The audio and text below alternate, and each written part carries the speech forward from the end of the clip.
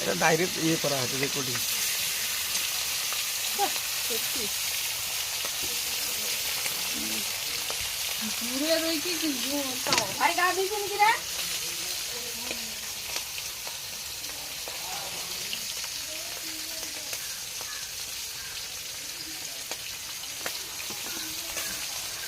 কাছে না ডাইরেক্ট মাছটা দিয়েছি ডাইরেক্ট।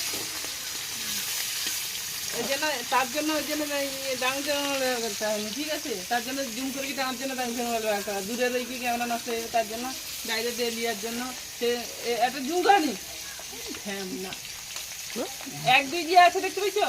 ছোট টাইপ করে দিনে জুম অটোমেটিক হবে।